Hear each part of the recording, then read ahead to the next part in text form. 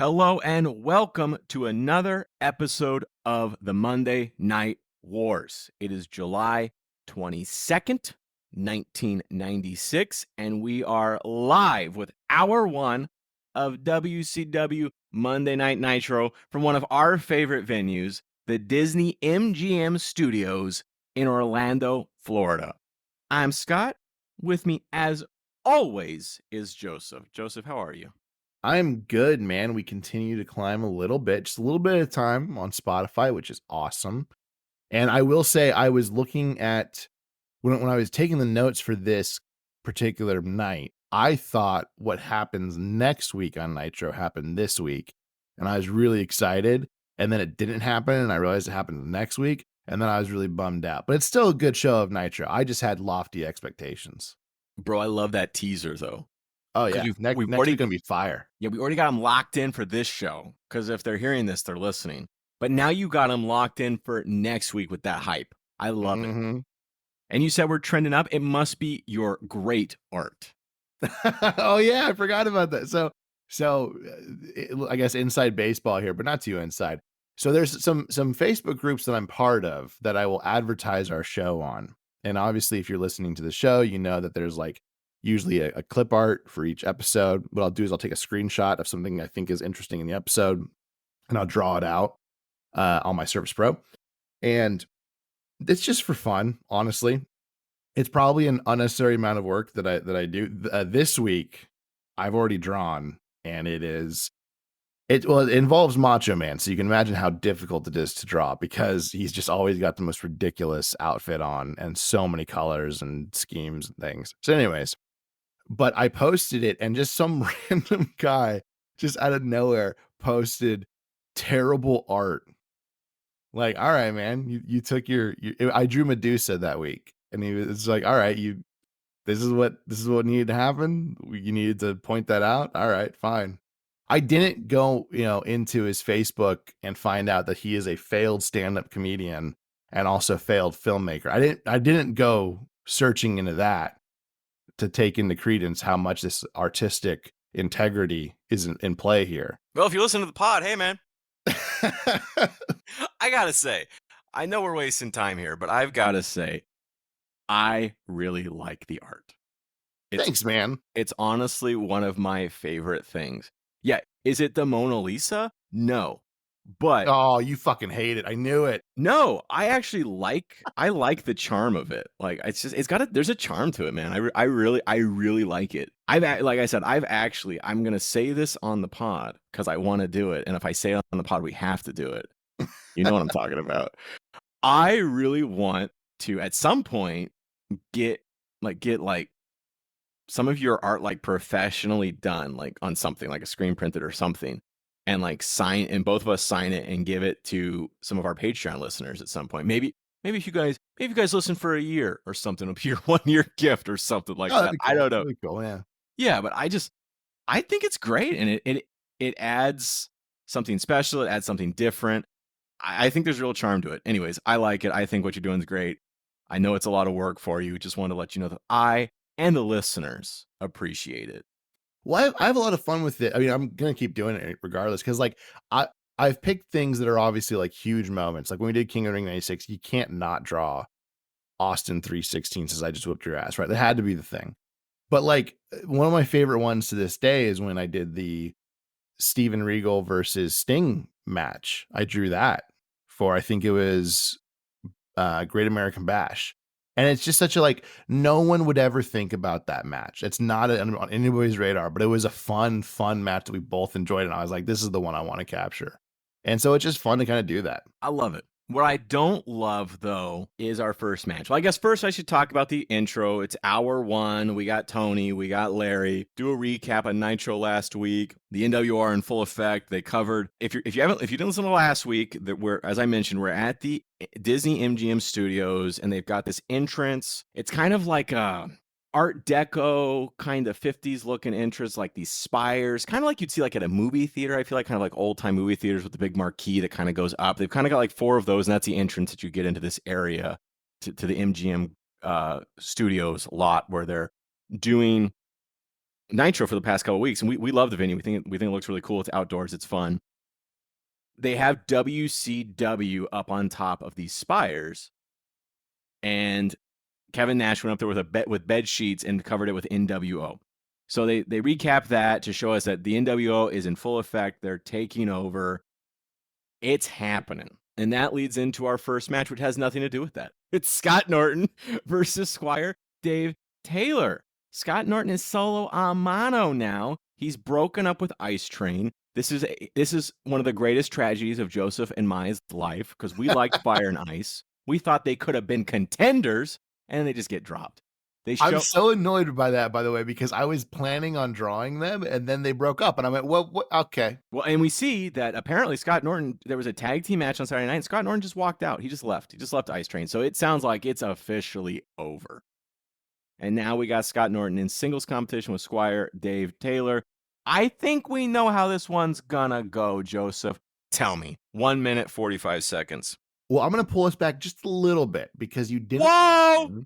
the fact that they also have like a little tribute because of the Olympics and all that to Muhammad Ali. They do a whole thing where he was apparently on WCW programming like a year or two ago, and they gave him, like, from Turner Broadcasting and from everybody at WCW, they gave him like an award and a bunch of money for his foundation and stuff.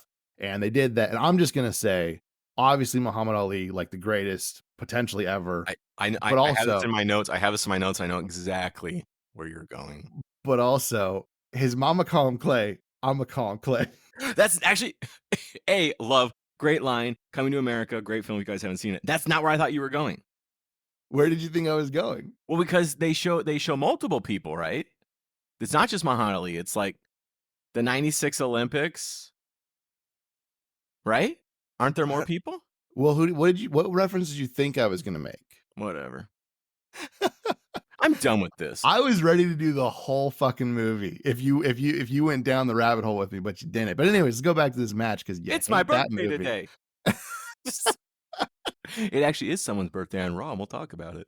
That's true. That's true. Unfortunately. So Dave Taylor actually gets a little Regal-esque here. He kind of develops a character a little bit. He's really kind of been very stone-faced so far in this group, and he actually kind of has a little bit of charm this time. The Mickey Mouse Clubhouse chants USA, USA, USA at him. And so you can tell that it's working, right? People are actually like, he's starting to get the kind of villain shtick down, but really kind of the comedy of it. It's not looking at Steven Regal. It's not that, but he's heading in that direction, which is nice. This match ends quickly, though, as Norton throws Dave Taylor over the ropes, which, again, why is this a rule? But it also is only ever sometimes a rule. So Dave Taylor actually wins via disqualification because of that. And then Norton just beats the hell out of him.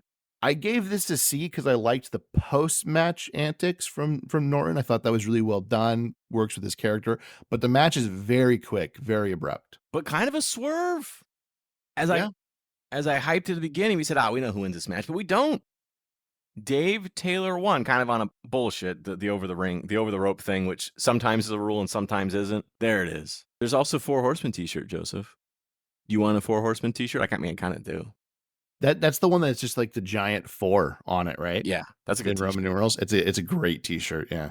After that, since we're talking about the 4 Horsemen, what a segue here, too. It's like they planned this. We got a 4 Horsemen shirt, and then we go to the 4 Horsemen. They're at the table. We got this catered table that they've been sitting at, the 4 Horsemen. And there's a problem, though, Joseph. Where's that, Scott? Flair? Where's Ric Flair? You mean Ric Flair's not at the wine and dining table? He is not at the table, and that concerns me. And it wasn't that good of a promo as a result. I mean, it was fine. No, it really wasn't. I thought everybody was bad in this. I thought Arn was okay. I thought this is the worst we've seen of Arn. Yeah. Well, I mean, he's with Mongo and Chris Benoit, right? Mongo obviously not great. And Chris Benoit is, I don't know if Chris Benoit has ever been that great on the mic. He's good as just the stone cold killer kind of guy, allegedly. And Jesus. I mean, I can't say that without I get you. right? Yeah. It's not what you intended for it to be, but it's Yeah, what it sounds like. I knew where I was going with it, and I was like, "How do I say this in a better way?" But I mean, that's his character, right? I Yeah, mean, that is his character. he's the He's crippler. just Yeah. yeah, he's the cripple. I mean, we like that kind of like we've been talking about with who's the other guy that's like this? Where just give us the facts, right? Oh, Bret Hart. Kind of like Bret Hart. We like Bret Hart when Bret Hart just like quick promo. Here's just the facts. Here's what I'm gonna do. Excellence of execution. I know this. I know this game, right? I know how to Yeah. take care of people. Done. That's what we like with Benoit. We don't need more than that.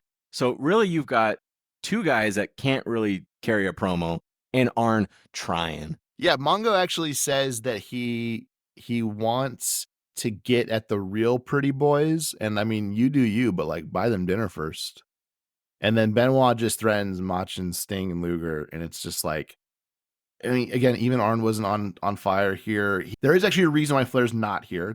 This is gonna become a thing, so it's not like they're just leaving you hanging on it, which does make this a little bit more important, but these men don't do well without him. You did mention that Benoit about his promo skills. He will get better, but it's not until, like, he's already in WWE, usually when it's, like, gets down to, like, the SmackDown 6, which isn't until, like, 2002, 2003. That's kinda when he starts picking up in, like, his promo abilities, and he never becomes great. He's never like, like Eddie becomes phenomenal at promos. He's never that, but his promo starts to match a little bit more of his demeanor, his character, and it starts to work a lot better, but we're many years removed from that. Had we been running the show, we would have fixed Benoit right away. We would have had him doing those kind of promos. And we'd also say, don't do the flying headbutt. Yeah. Yeah, because every time, man, it's like, oh, even watching it back then, that's a rough move. I loved it so much. It I looks still great, yeah, I still do because it looks great, but, like, oh, but no one should ever do it. Kind of the same with pile drivers. Like, I love pile drivers, but they're so dangerous. yeah. Anyways, after that, we got Conan and VK Wall Street. I like me some Conan. Joseph, you like you some Conan? I do. Tell me about it, Matt. Tell me about this 5 minute, 17-second match. It's a 5 minute and 17-second match. It's really, really simple. There's not a whole lot that goes on to it. No one ever really thought Wall Street stood a chance. Conan wins. It's very simple. It's not an amazing. You don't have to watch this match. I will say VK Wall Street's a pretty underrated wrestler, like in the ring. But this match, there's nothing right home about it. I gave it a C. It's very fine. It's a good TV match, and that's kind of it. But our boy Conan wins. I love it. We like Conan. After that, we got a Mean Gene interview with Sting, Luger, and the Macho Man Randy Savage. Yeah, I'm gonna let you take this one, Joseph, because any promo that's got the Macho Man in it, I know you got some quotes for us, so I'm just gonna let you do it. Luger starts the promo, and he says that Flair is probably in a limo or a catered hotel room. This isn't really a burn. It's actually pretty specific, and I like that. But they're here to make a statement. The NWO attacked him while Sting and Mach were in Japan. So it's a throwback to last week when I didn't realize they were in Japan, but obviously they were. And you mentioned that very rightfully in the show. He says that their match tonight will solidify them as a unit. Sting then says that Hogan can stick it. He doesn't have a very long segments promo, and neither does Mach, but Mach does come in and he says, let's say the same thing a different way. I want Hogan here. I want the Nature Boy here. I want the Outsiders here. And let's get it over with in one night. That night's tonight. That's pretty much it. It's a very simple promo. Mach doesn't go too crazy. I gave it a B. All men do a good job. I will say, I'm going to tease next week. They have a much better promo next week. But this one's fine. It's a very, very fun promo. Very quick. Doesn't spend way too long. It segues into the next match. It also segues into kind of further on in the night. And again, it is playing on this kind of where is Ric Flair thing. That's actually going to become an important thread throughout the entire show. Well, they got to keep it quick because they've got 8 matches tonight, which is like 3 more than the pay-per-view had last night that you paid money for. Specifically the WWF pay-per-view. If you aren't on our Patreon, it was WWF and it was bad. But that's why you should listen to it, because you can listen to us lose our fucking minds about 5 friggin' matches that you paid money for when you get 8 for free on Nitro. You know what else you get for free, Joseph? The match of the year? No. Oh. Glacier promo. Oh. He's coming, Joseph. Blood runs cold. It's every fucking week, man. What's going on? Are they at the point now where they're actually just showing him? Like, they're just showing him, Yes. like, full suit, Yeah. everything? So now there's Like, no allure anymore. yeah, they're now showing him doing like his kung fu moves and all that kind of stuff. Yeah. Yeah. Yeah. Which he does. Like, again, when he comes out, they think he's going to. Again, I liked Glacier as a kid, but in hindsight, it was just such bad timing. Because when they first bring him out, and we'll talk about it, like he does like a bunch of karate moves in the ring. He has the longest entrance in human history, and it's like, oh my god, you guys completely misjudged this. It's fantastic, and we'll talk about it. But in like 2 years when he actually arrives, it's the end of this year, but it takes forever. But let's get into the match of the year, Joseph. But let's get into the match of the year, Joseph. But let's start by talking about this video package.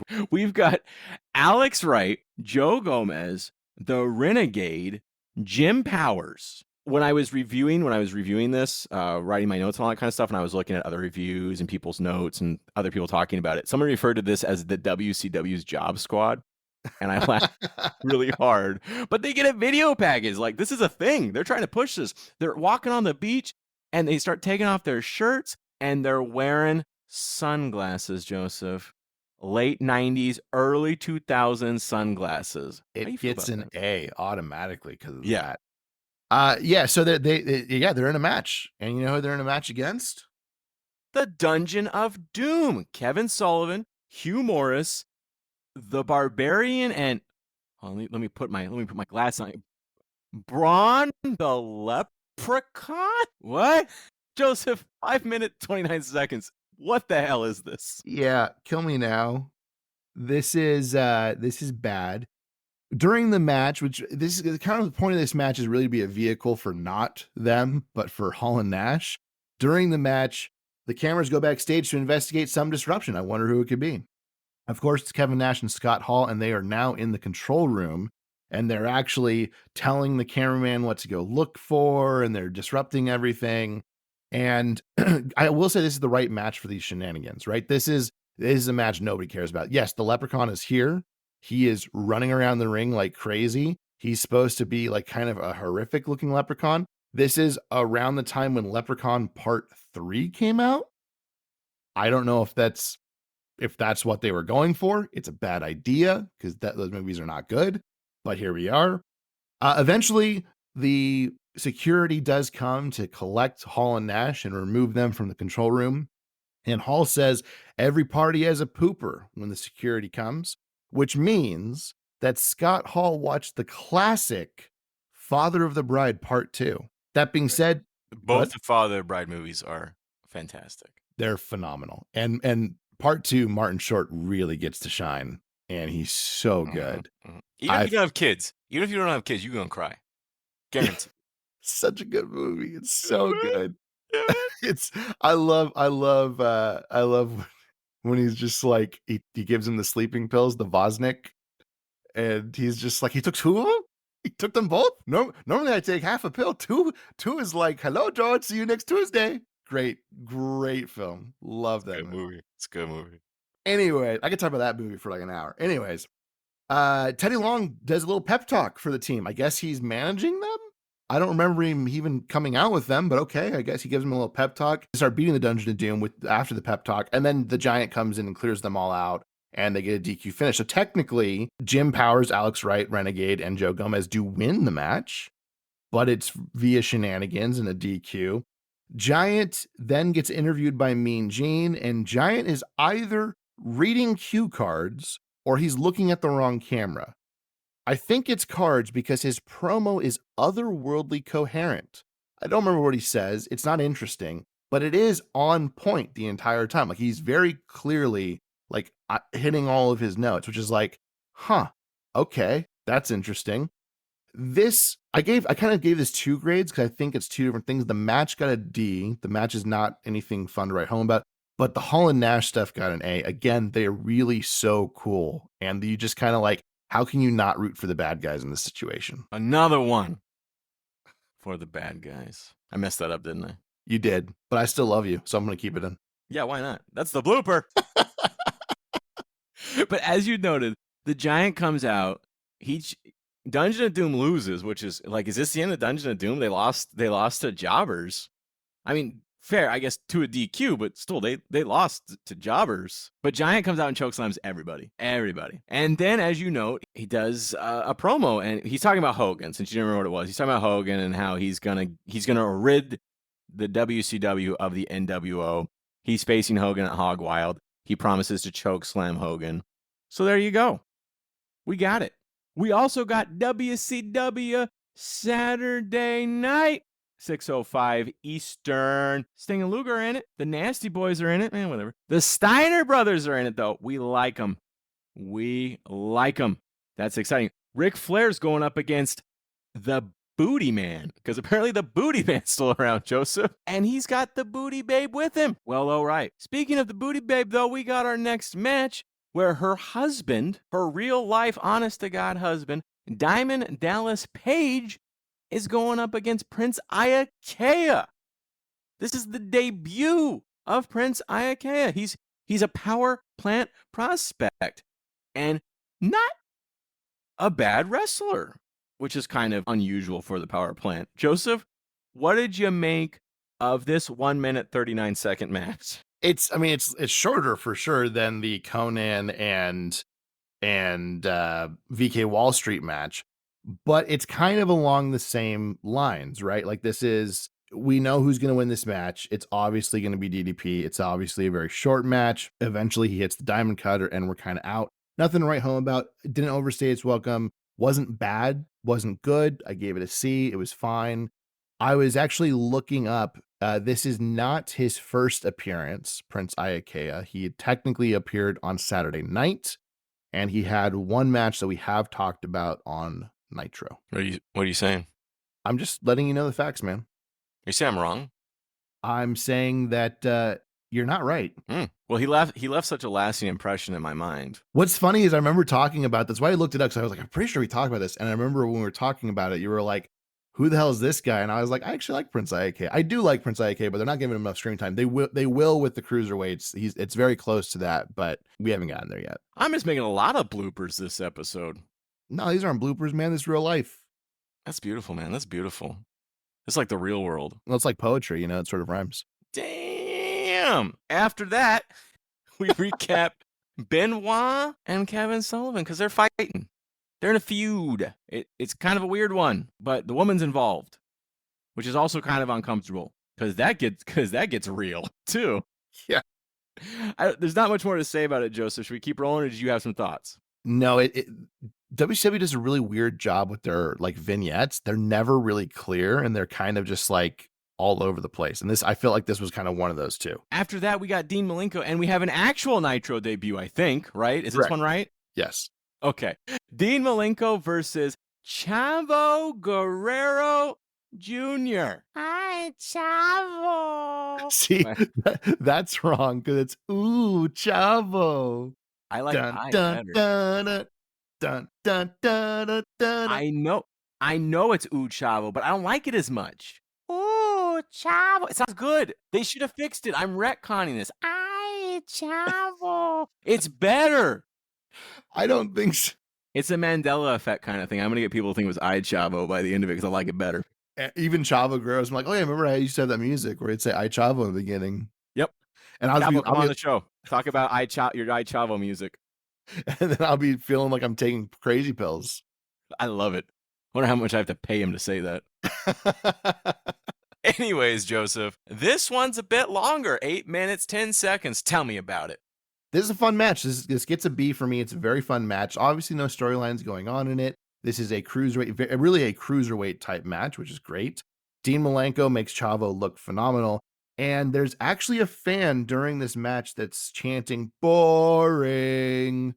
That fan is for sure on Twitter these days, just giving the worst takes. I guarantee it. Anyways, the cruiserweights are again the most fun thing on the night of Nitro, at least from a match standpoint. And they did a really good job here. Oh no, Chavo. He lost. Jesus Christ. See, it works in that context. Anyways, hour number 2. Bobby and Eric. They join us. Love Bobby and Eric. And after that, we got Ming and Ice Train because they broken our boys up, man. 6 minutes, 20 seconds. Longer match also ends in a DQ. What's going on for Fire and Ice here? Tell me about it, Joseph. I actually liked this one. I thought this was thoroughly enjoyable. I gave it a B. It's surprisingly long match. I know 6 minutes doesn't sound very long, but for a TV match, yes, that's actually pretty long, especially at this time. I thought this was a very entertaining match. It got me to the point where I really didn't know who was going to win this match, which is fun. That's always fun to kind of feel. And then it ends with Scott Norton actually attacking Meng. So Meng wins via DQ. And you're like, wait, why are you? That doesn't make any sense. Why are you helping him? But Scott Norton gets a moment to explain it. He looks into the hard cam and explains his actions. And he says, he makes it very clear that he is wrestling Ice Train at Hog Wild. And essentially, until then, no one will beat Ice Train until he fights him. So he's got his back, but for his own reasons. And I thought that was a really interesting, kind of nuanced reasoning for this DQ. I thoroughly enjoyed that. Like I said, got a B for me. Not an A-worthy match by any stretch, but just really fun. And made me kind of go, okay, I like this. Let's see where this goes. Yeah, Scott Norton kind of putting his buddy over on that. I like it. I like it. Wish they were still a tag team, but I didn't hate it. After that, we got a recap video about the NWO, everything that's been going on with them. Scary, scary. Tough guys. They're trying to take over. After that, we got Psychosis and Eddie Guerrero. That's the stupidest thing. Now that you've questioned me, I'm going to do it every time. And every time Prince Iake wrestles, I'm going to say it's his debut. Every time. You can't stop me. Anyways, we got an Eddie Guerrero. We got a Psychosis match. This is going to be good, Joseph. 8 minutes. Tell me about it. Yeah, I gave it a B+. This is really, really fun. There are actually Eddie chants here in Disney World. So apparently Disney loves Eddie Guerrero, which makes a lot of sense, to be honest, because who doesn't? This is easily the match of the night. It's a very fun match. It's a very fun cruiserweight match. This is, again, the cruiserweight stealing the show. They've had the two best matches thus far, at least from a match standpoint. I do think the Ice Train match had more storytelling going on, and I liked that. But from a pure match standpoint, these are the best matches we've seen. The crowd loves it, and they should. Psychosis and Eddie have wonderful chemistry. And if you were to pick one match on this particular night between both shows to watch, I would say you should do this one. Eddie wins with the frog splash and is now in line for a US title shot, which I really liked. I'm like, oh, cool. We're going to make that important again. Sweet. They mentioned that he'll probably be facing Ric Flair, who is currently the champion, and we'll see where that goes. Yeah, and matches have consequences. I like it. And I like Eddie Guerrero. You know, I wrote in my note too that Eddie got a chant at Disney, which maybe it's just people. Are people now going to Disneyland to see WCW Nitro? Because it's been for a couple of weeks now. Because we talked about that. I'm pretty sure I looked this up, and I think I'm right, where it was just one of those things where you're at Disneyland for the day. You could get a ticket to this. It was free. You're in the park, whatever. But we got Eddie's chance. People are coming to see this. I like this. They should have done this more. I want more of this venue. Think that I don't know how much longer it goes, but it's great. I mean, I think it goes a little bit more longer because Rey Mysterio has to get murdered here. But it's going to end soon, I feel. Right, Joseph? You're not wrong. Thank you. Thank you. I don't want to get memed to death on live radio. Wow. Yeah, no, that's true. That's true. For those of you who don't know, I think we've mentioned this before, but Joseph's significant other, his wife, makes fun of him for saying, "You're not wrong," or what is it that you say? "You're right," or something like that? No, I just say you're not wrong. And now, if I don't say you're not wrong, but I agree with you, she will turn to me and say, "You're not wrong." And you're not wrong. But it's important that you agree with me, so don't go changing. Don't go changing. Because you've disagreed with me a couple of times here. And we should have just changed the facts so I could be right. But you had to, the newsman over here, like, oh, well, let me tell you the truth. No. Anyway, main event. So are you saying that I should not go changing to try to please you? Yeah. You like me just the way I am? That's beautiful, man. Our main event is up next. Willie Mays died. As a Jiminy Glick reference, everybody, you should watch Jiminy Glick interview Bill Hader. Bill Hader, thank you, sir. Interview Bill Hader. It was phenomenal. I didn't like Jiminy Glick as a kid, and I've gone back and watched since, and it was just smarter than I was at the time, and I love it now. It's fantastic. Anyways, main event. What's your problem with Hitler? The weird just he just goes all over the place. It's fantastic. Kinda like us. Kinda like us going all over the place. Anyways, Lex Luger, Randy Savage, Sting versus 3 of the 4 Horsemen, which happens to be Arn Anderson, Chris Benoit, and Steve Mongo McMichael. They're there with the ladies of Space Mountain, the Flare'em, Deborah McMichael, Miss Elizabeth, and the Woman in a 6-man tag team match. 7 minutes, 38 seconds. This is our main event, Joseph. So like you said, the Flairman, Mongo, and Benoit come out, but there's no Flair.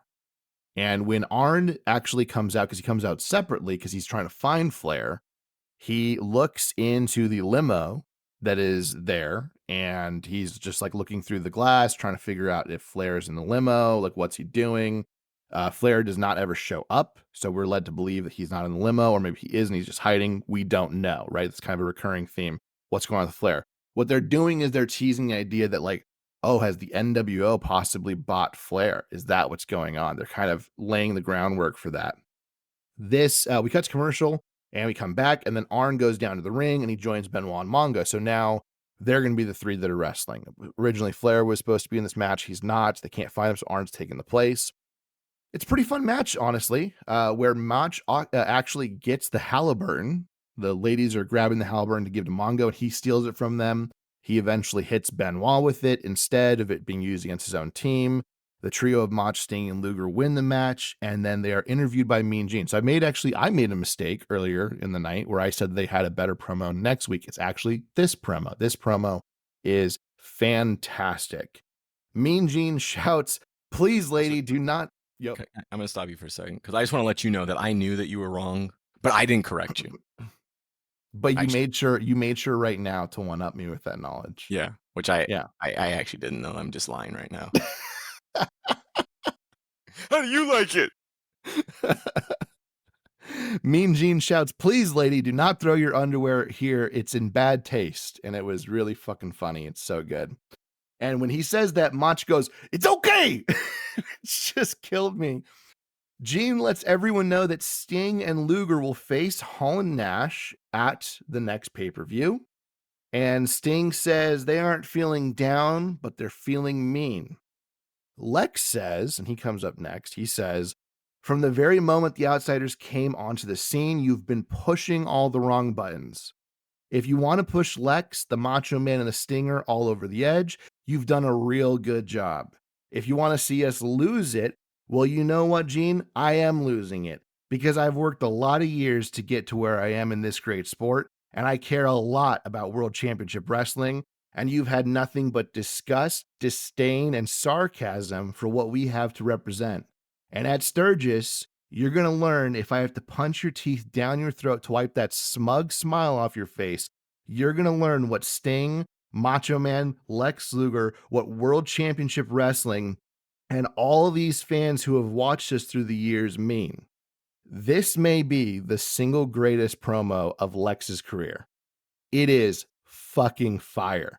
He's intense. He doesn't flub around. He hits every single note. He's completely concise and to the point. He doesn't stay on too long.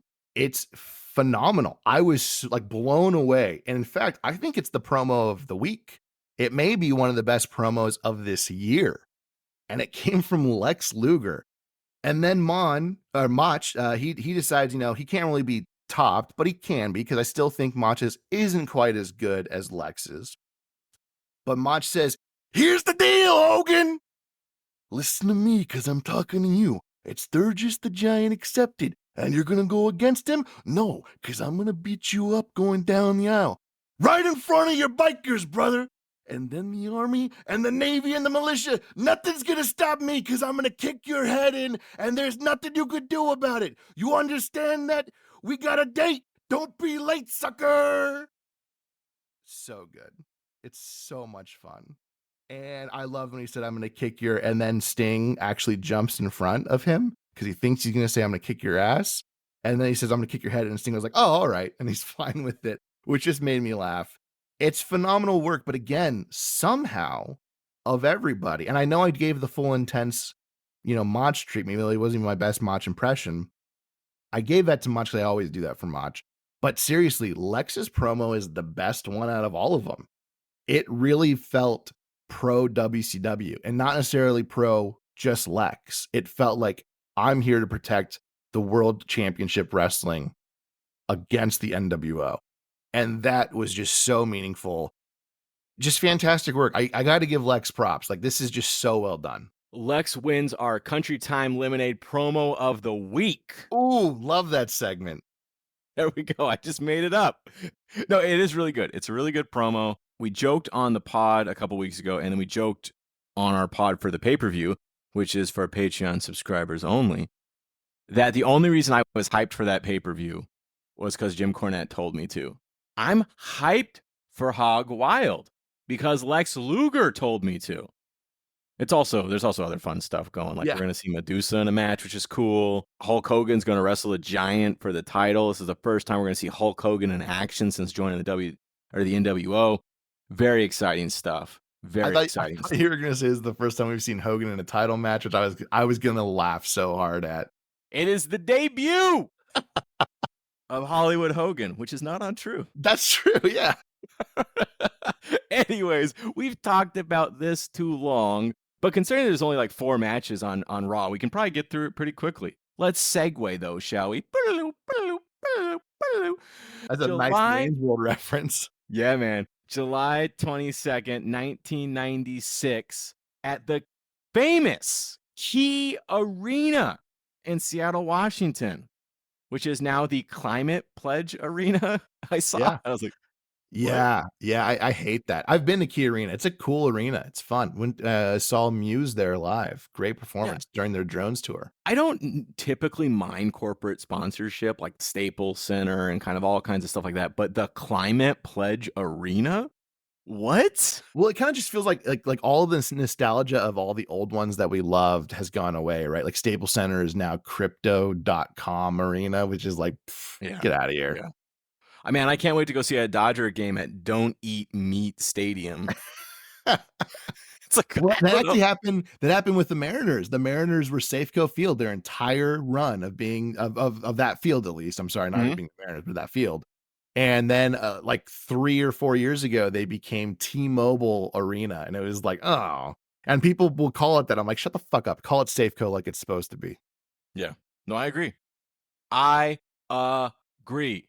It's kind of funny though when those kind of places that have corporate sponsorship and like you just accept the corporate sponsorship and then they change. It's like, no, it's Staples Center. Yeah, it's after an office supply company. We're devoted to it. No, bro, it's Staples Center. Like when I was in Chicago, I was getting the boat tour of Chicago because Chicago has really unique architecture. It's a really beautiful city. Take the boat tour if you're ever there.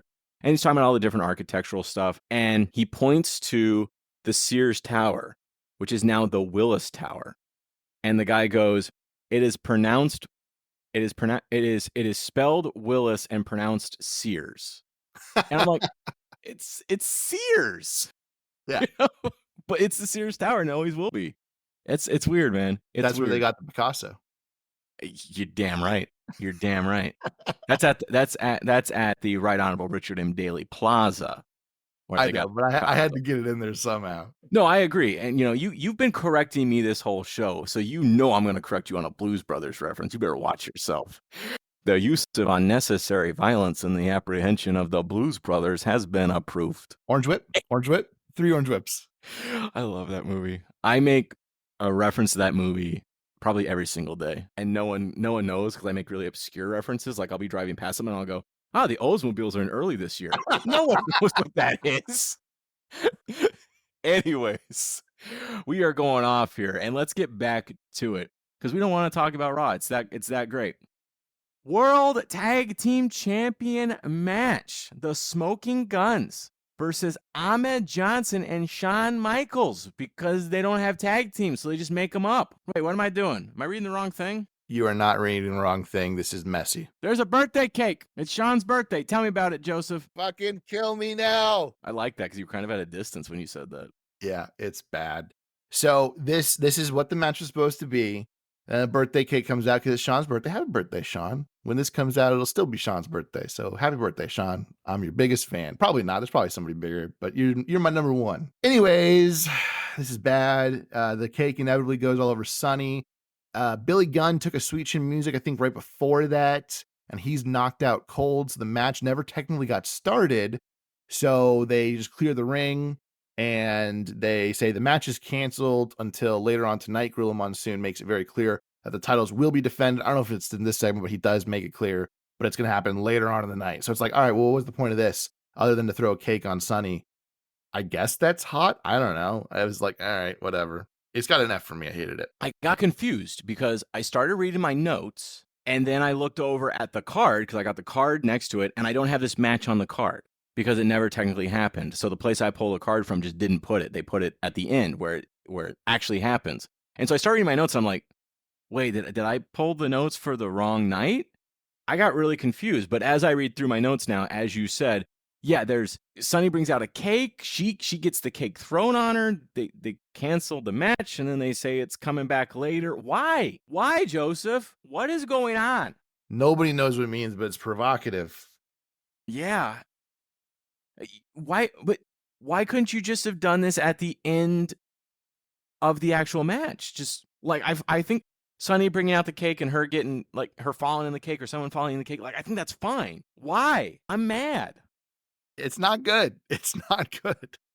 Because it made me look bad on my own podcast because I thought I was having an aneurysm when my notes weren't lining up with the card.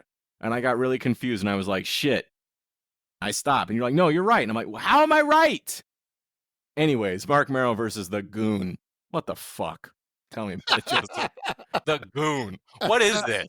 My first note is, dear God, why?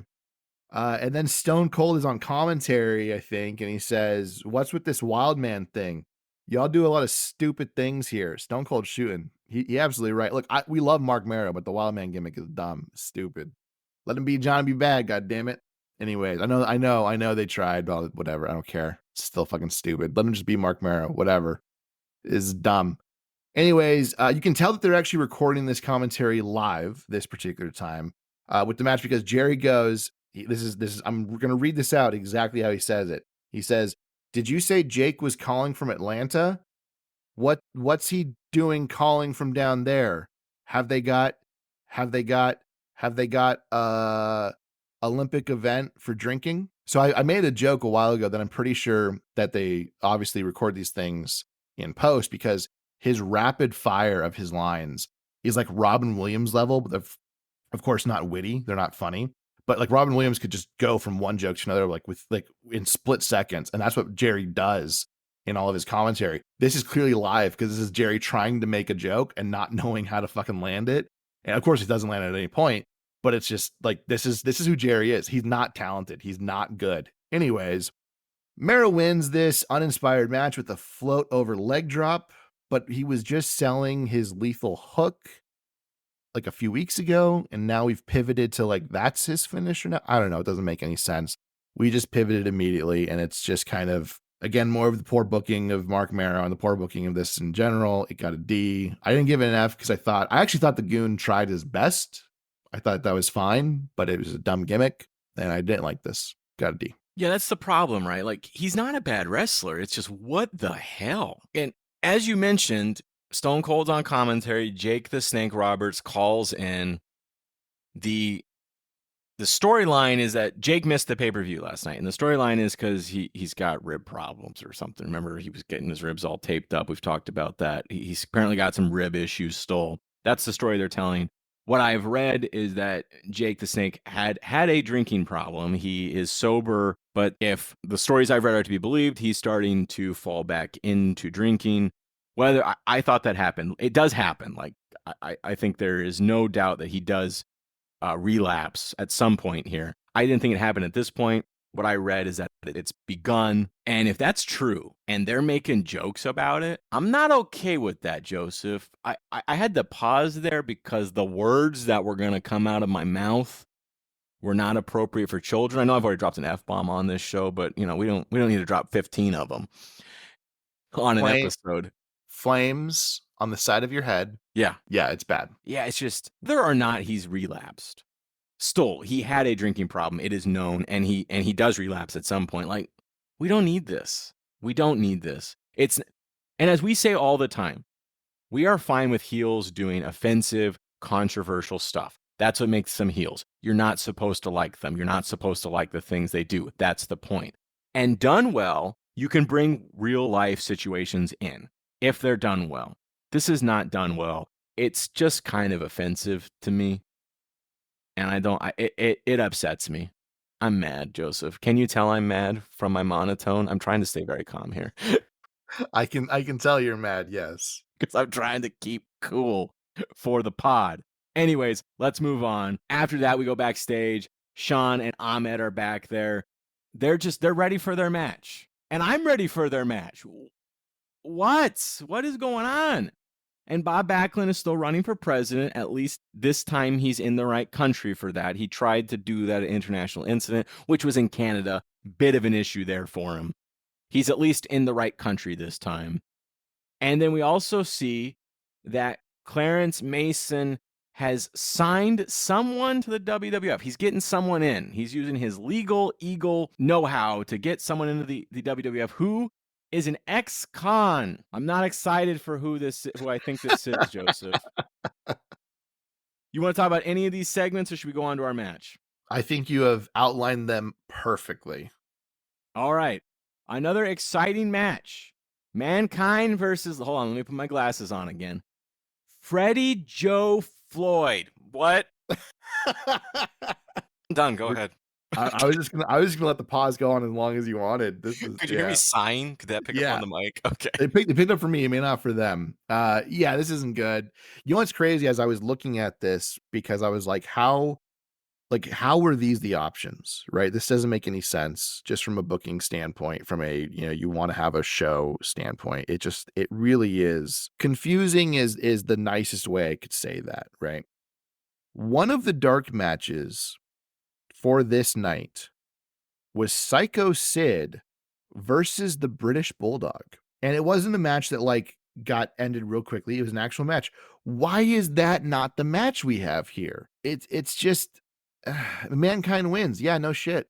Obviously he's going to. It's just bad. This might be the worst Raw we've seen in a long time. I could be wrong. I feel like we've said that a number of times, but man. I assume the next match is better, right? It's Gold Dust. Oh, and Barry Horowitz. Okay, Barry Horowitz has been around. He's a wrestler, but he's a jobber. What are we doing? Joseph, tell me. What are we doing? My note here says the sad thing about this is it's not a bad matchup from a wrestling standpoint. From a storytelling standpoint, it's so useless. We have no reason to believe Horowitz has a chance. I like Barry Horowitz. I think the gimmick is dumb. I'm not saying that his being Jewish is a gimmick, but that's what they're portraying it as. It's very like, haha, get it? He's a Jew. It's dumb. I hate this gimmick so much. I would be fine with him being like, hey, as a Jew man, or a Jewish man, these are my principles and my beliefs, and this is why I'm so why my integrity is the way it is. I'm fine with all that if that's what they were doing, but they're not, right? They're just making a joke of it. And that's the problem. And Barry Horowitz, who has been a fine wrestler, he's had the crowd behind him a few times. He's kind of been that guy who he loses a lot and the crowd finally wants to see him win, and he finally gets the win, and it's a good moment for the crowd. And then they just go back to him losing. They never sustain any sort of momentum with him, almost intentionally. It's really bad. This is bad. It got a D for me. Oh, Goldust wins. Yeah, it's not good. Yeah, clearly, obviously. Goldust wins. Brian Pillman's on commentary, so we do have that. But yeah, it's just nothing can save it. Oh yeah, Mark Merrow's there too. We do a split screen. There's a lot. So first of all, there's a lot going on in this match, right? So we got Goldust and Barry Horowitz. Obviously, Goldust wins. But Brian Pillman comes out on commentary. Then they do a split screen to Mark Merrow because they've got that thing going on where Marlena has taken interest in Sable, and I don't know why, but she has. And it's a whole lot of weird stuff. And this is like week 6 or 7 that they've gotten their teeth kicked in. And this is what they're doing. It's crazy. After that, we go backstage. Sunny is very upset about getting the cake thrown all over her. She says that Shawn Michaels and Ahmed Johnson are not they're not acting like real champions, that they need to be more professional, and that they're gonna pay. They're gonna get in trouble for what they did tonight in the match, which is now the main event, but was the first match of the night. I'm so mad about that. We also got the biggest slam of the week, Joseph. At the biggest slam of the week was Vader from last night at the International Incident. You got to listen to our podcast and know what he did, because I'm not telling you. But I guess this does count as a slam of the week, so that's nice. It actually is a slam of the week, and it's not from tonight, so that's kind of nice. Because I laugh so hard when they do the slam of the week, and it's just something that happened like 15 minutes ago. It's like, really? That's your slam of the week? Anyways, after that, Vince meets with Vader and Jim Cornette. We're in the ring. Cornette is again saying that Vader deserves a title shot. He pinned Shawn Michaels. He deserves a title shot at SummerSlam. He says Vader is the schoolyard bully, and he's all grown up, and he's coming for Shawn. I liked it, Joseph. Might be the only thing I liked about Raw tonight. What'd you think? I gave it an A. It's fantastic. Cornette is the best thing on Raw tonight. One of my favorite parts was actually Jim Cornette asks Vince McMahon who won the 6-man tag match at International Incident. And Vince says, I think Mr. Vader had a little help. And then Cornette shouts, when I ask you what time it is, don't tell me how to make the watch. Incredible line. And just phenomenal line. And then, yeah, he does exactly what you said. It says that he deserves the title match at SummerSlam. I agree with him. I also personally think Vader should have won that match. I think Vader should be the one who becomes champion, because I think that would set up a great feud, because you have this monster heel and you have this monster face with Psycho Sid, and Psycho Sid is very hot right now. The crowd's very behind him, and Vader can drop the title to Psycho Sid, and it makes sense. Personally, it's not how it's going to go, but oh well. This got an A for me. Jim Cornette's fantastic. The rest of this is garbage. And that brings us to our main event. Joseph, man, we are going through this fast. We really are. We're going to make time here. We got our match, our first match again, but this time we're actually going to have it. The World Tag Team Champions, the Smoking Guns versus Ahmed Johnson and Shawn Michaels. And we have a special debut, Joseph, and it's terrible. Tell me about it. Hey, Scott, do you know how Shawn and Diesel, when they were a tag team, were two dudes with attitudes? Yeah, I do. Well, Shawn and Ahmed Johnson could be two dudes that are pretty damn far from okay. I'd watch it. Well, they're the People's Posse, right? Only when Sid's with them. Anyways, I guess. This match is really bad, and it ends when the Gladiator Farouk debuts and causes the DQ finish as he attacks Ahmed Johnson. So this, as we said earlier in the top of the show for this portion, we mentioned that this takes place in Seattle. Seattle did not have to watch only bad things tonight. The Mariners would beat the Brewers 8-3 behind a complete game, 3 earned run performance from Matt Wagner and Ken Griffey Jr.'s 28th home run. It seems out of pocket to reference this, but at least it's geographically topical, unlike Jerry the King Lawler's random Eddie Murray is gone from the Cleveland Indians and Shawn Michaels is fixing to be gone from this match reference. Oh, that Jerry. This was bad. I hated it. Yeah, and I want to go back to the Farouk debut, because you're the only one. You're the only one who wants to go back to that. People might hear us and think of Farouk from The Nation or the Acolyte Protection Agency. This is not that Farouk. Nope. He is dressed in this weird blue and black, like, gladiator outfit with a dumb helmet. It's terrible. Don't worry, though. Next week, they'll explain it, and it'll make it still really bad.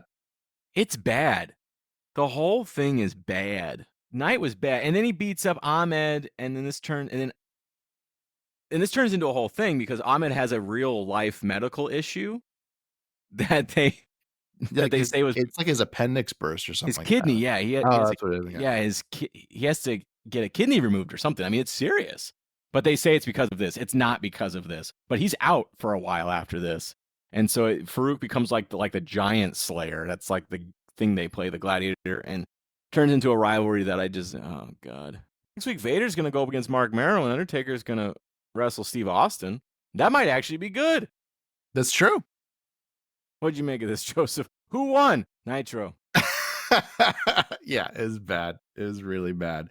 I looked at the ratings. I was actually surprised, but I know we haven't really mentioned them because Nitro keeps winning. But Nitro has been pretty much staying in like the 3.1 to 3.3 range. For whatever reason, this week, Nitro dropped down to 2.6. Raw still lost. They were at 2.2, rightfully so. But Nitro dropped pretty drastically. I was trying to figure out why that is, and the only thing I can think of is that the Olympics are going on right now, and that might have taken away ratings. I've looked up, was there like a big sporting event besides the Olympics? I couldn't find anything. There doesn't seem to be like any sort of debut of any sort of show that would make this dent. It has to be the Olympics because this is like Nitro was so clearly better than this was. Yeah, it's bad. Raw is bad. I remember when we first started watching this, and everyone said, "Oh, this is just like one of the worst times for WWF." And when we started, you and I were like, "This isn't bad." Like it was cartoony. It was maybe kind of a bygone era of wrestling, but overall we liked it. And it has just become dog shit. Good night, everybody. Bye, guys.